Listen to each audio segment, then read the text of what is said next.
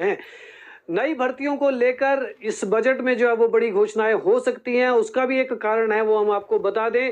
पिछले 2 साल में सरकार ने जो अधीनस्थ सेवाएं चयन आयोग था हमीरपुर का, उसमें धांधलियां पकड़ी और धांधलियों के मामले जो है वो विजिलेंस के पास गए। सभी पेपर्स की जो है वो जांच यहां पर चल रही थी। तो धीरे धीरे सरकार ने वहां पर पारदर्शिता लाने की कोशिश की है और इस दौरान लगभग 2 साल का समय जो है वो निकल गया है। तो अब ये कर्मचारी चयन आयोग हमीरपुर में गठित हो चुका है पूरी तरह से और इस चयन आयोग के माध्यम से भर्तियों का सिलसिला शुरू हो गया है। तो इस बार उम्मीद यह है बजट में कि अलग अलग विभागों में नई भर्तियां जो है वो सरकार निकालेगी, क्योंकि पारदर्शिता जिस तरह की होनी चाहिए वो उस तरह का एक संस्थान जो है वो गठित कर दिया गया है और अब किसी तरह की दिक्कत उसमें नहीं रह गई है। ऐसे में नई भर्तियों पर सरकार जो है वो फोकस यहाँ पर जरूर करेगी। सरकार का ये तीसरा साल है, तीसरे साल का बजट है सरकार का और इस बजट में नौकरियों को लेकर जो है वो सरकार अधिमान जरूर देगी। ये इस बार जो है वो देखा जा रहा है। तो सरकारी भर्तियां जो है वो इस बार निकल सकती हैं और सरकार इस पे जो है वो बड़ा फैसला ले सकती है। इससे पहले 47 साल जो है वो आयु सीमा सरकार ने पहले ही कर दी है, जिस तरह की डिमांड थी बेरोजगार युवाओं की, क्योंकि वो भर्तियां 2 साल जो है वो नहीं हो सकी,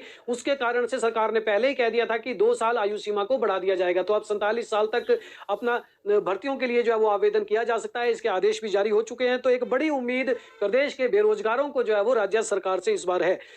स्वास्थ्य विभाग को भी बड़ी उम्मीदें हैं, क्योंकि स्वास्थ्य विभाग में पर जो है वो फोकस करने की बात खुद मुख्यमंत्री सुखविंदर सिंह सुक्खू ने कही है और इसके तहत यहां पर हिमाचल प्रदेश में आदर्श स्वास्थ्य संस्थान जो है वो हर एक विधानसभा क्षेत्र में खोले जाने हैं और उनमें जरूरी है मशीनरी के साथ साथ स्टाफ की जो है वो उपलब्धता हो। तो आने वाले दिनों में डॉक्टरों की, स्टाफ नर्सिस की और पैरामेडिकल जो स्टाफ है उनकी जो है वो भर्तियां यहां पर निकलेंगी। तो 200 डॉक्टर की जो प्रक्रिया है वो पहले ही यहां पर शुरू कर दी गई है और चुनाव जो प्रदेश का लोक सेवा आयोग है इसके माध्यम से ये भर्तियां की जा रही हैं।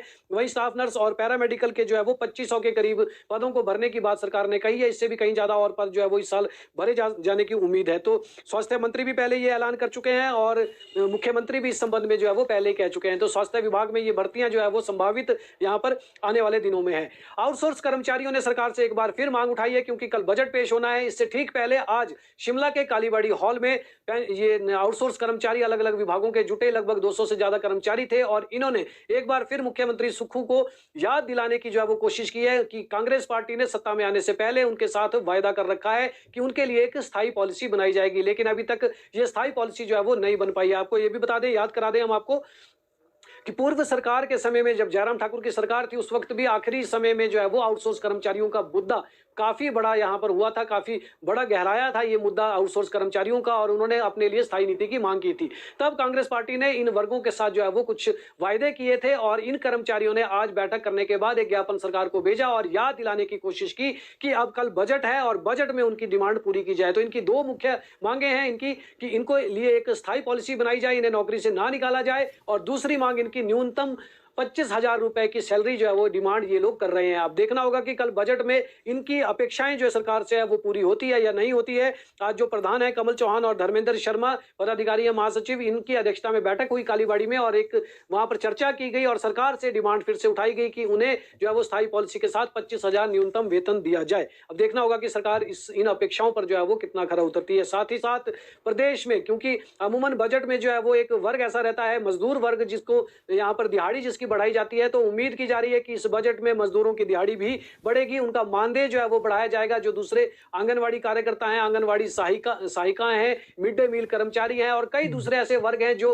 हर साल बजट से उम्मीद रखते हैं कि उनकी इनकम में बढ़ोतरी हो, उन्हें एक इंक्रीमेंट जो है वो जरूर लगे। तो हर साल जो है वो जिस तरह से यहाँ पर दिहाड़ी भी बढ़ाई जाती है श्रमिकों की, वो भी है, और इन वर्गों का मानदेय बढ़ाया जाता है वो भी है। तो उसको लेकर इस बजट में जो है वो एक अलग से व्यवस्था जो है वो हर बार के बजट में रहती है। तो कल जो बजट पेश होगा उसमें भी इसको लेकर कोई प्रावधान किए जाएंगे, इसकी भी एक बड़ी उम्मीद यहां पर देखी जा रही है। इसके साथ साथ जो पंचायती राज के संस्थाओं के जो नुमाइंदे हैं और शहरी विकास संस्थाओं के जो नुमाइंदे हैं, उन संस्थाओं के नुमाइंदों की का भी मानदेय जो है वो हर साल सरकार बढ़ाती है। तो इनको भी बड़ी उम्मीद है कि सरकार जो है वो इस बार इनकी भी डिमांड एक बार फिर से जो है वो इनको इंक्रीमेंट यहाँ पर लगाएगी। साथ ही साथ प्रदेश में सामाजिक सुरक्षा पेंशन में भी जो है वो बढ़ोतरी की जाती है। ये सरकार के एक ऐसे विकास कार्य होते हैं बजट में जिनका उल्लेख जरूर यहाँ पर नजर आता है। तो उम्मीद ये की जा रही है कि कल सामाजिक सुरक्षा पेंशन जो है वो उसमें और ज्यादा बढ़ोतरी यहाँ पर की जाएगी। अब बात करेंगे कर्मचारी महासंघ के डिमांड चार्टर को लेकर। तो आपको बता दें, अराजपत्रित कर्मचारी महासंघ के दोनों गुटों ने अपना मांग पत्र मुख्यमंत्री को सौंप रखा है और उस डिमांड चार्टर पर मुख्यमंत्री ने अधिकारियों के साथ चर्चा भी की है। आपको बता दें, कर्मचारियों का उल्लेख क्योंकि अलग से रहता है बजट में।